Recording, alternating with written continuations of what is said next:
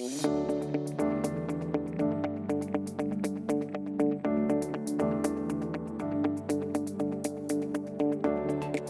good morning, everyone. My name is Chris-Beth Cowie, and I'm the host of BizGrams, the founder of Empowered Facts. And it is a privilege to be with you this morning.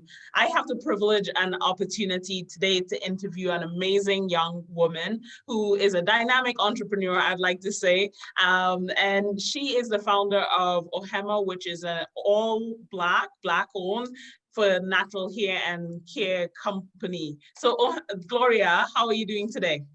I am doing so good. Thank you for having me. This is going to be a blast. I can already feel it.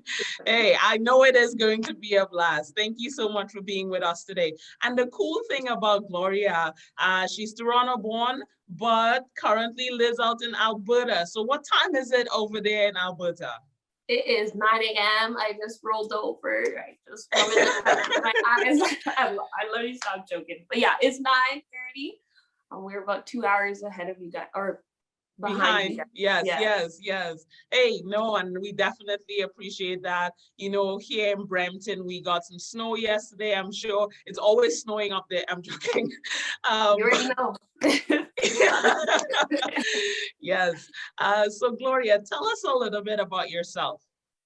So I struggle with that question because I never know where to start. But my parents are immigrants from Ghana, so I'm first generation Canadian. I was born in Toronto. I lived a good chunk of my childhood in Brampton, and then right before high school, my family moved out here to Alberta, and I've been here since. I went to school to be a teacher. I'm a teacher from 9 to 5, I'm a teacher, but every waking minute after that, I am an entrepreneur. And the proud owner of Ohemmaa.natural. Hey, so tell us a little bit about Ohemmaa.natural for a little bit, and then tell us why you got into entrepreneurship. Awesome.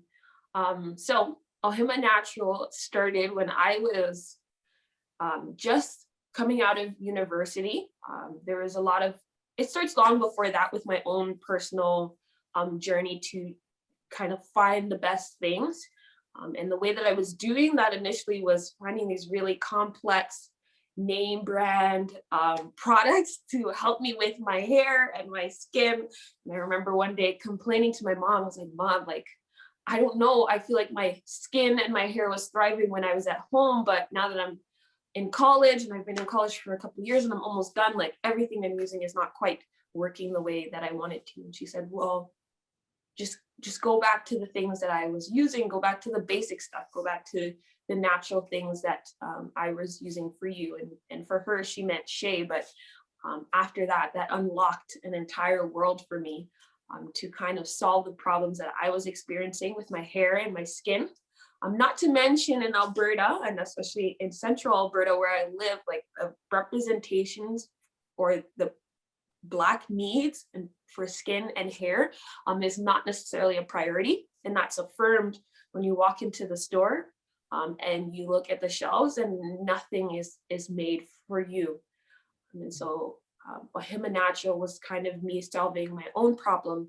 It later became a business to try and solve the problems that I was seeing on the shelves, and for my peers who are out here in Alberta, how do we create something that prioritizes our needs, but also makes available products that are 100% natural and that take us back to the basics, doesn't overcomplicate skincare and hair care, but that really focuses on our specific needs.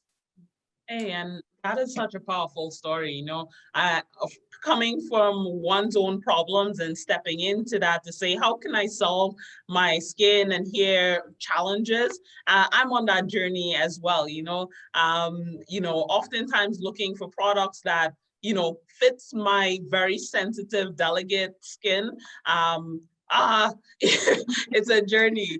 But it's wonderful to know that, in your community in Alberta, you identified a problem even beyond your own. You're like, okay, there are Black people here, and I'm certain that they're experiencing similar challenges, walking into stores and not seeing that representation and saying, hey, I got to do something. I love when entrepreneurs tell their story that it comes from a need of their own, and then, really stepping into that passion to connect with others in the community to make it a real thing. So when did you officially launch Ohemmaa, and, what's next for you?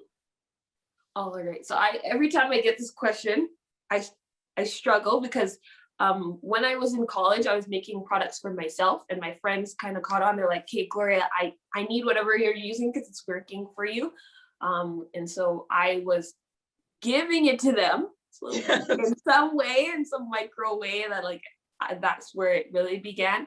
But then the year after that, I started doing like small markets in the community and actually selling the products with my sister. But officially, in my opinion, with the opening of our website last year, May, around this time, we were starting to build our website. I would say that the official date would be 2020. Hey, awesome. But we've been selling locally before that. So. Hey, that is awesome, and congratulations. I know that you were recently part of the Say It Loud pitch competition and all of those things. Do you want to talk to us about that journey of working with, the program over there and some of the outcomes that you experienced? Yeah, and so Say It Loud I sent my initial audition my initial pitch in November. And I just thought, oh, you know what, it just didn't hit. That's okay. Because that video was just tough in terms of getting to pitch and experience and share who we were. And I think from that video, we realized we needed to create a more sound foundation for our business. One story, one journey.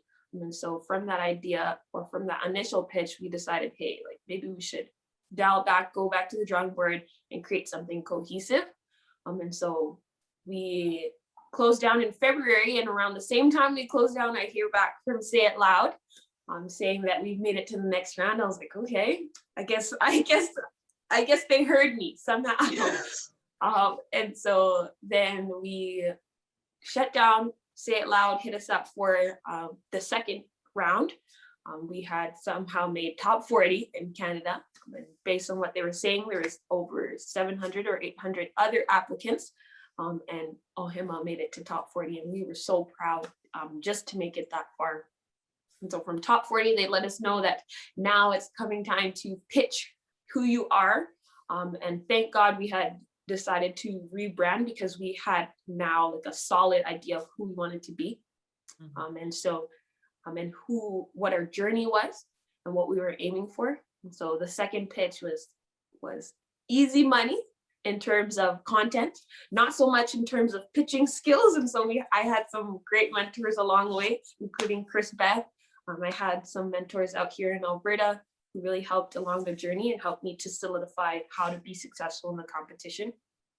And so we made it from top 40, and then we made it to top 16. And then I was like, okay, God, this is all you, because there's no way. And so from top 16, I made it to the very top of my category, and I ended up taking the highest place in the competition for my category. And I'm so blessed and grateful. But it was definitely an eye-opening experience for me. And realizing that there's a need, or affirming that there's a need, because I know there is a need, but also affirming our story, and affirming that we need to continue and what we need to continue doing.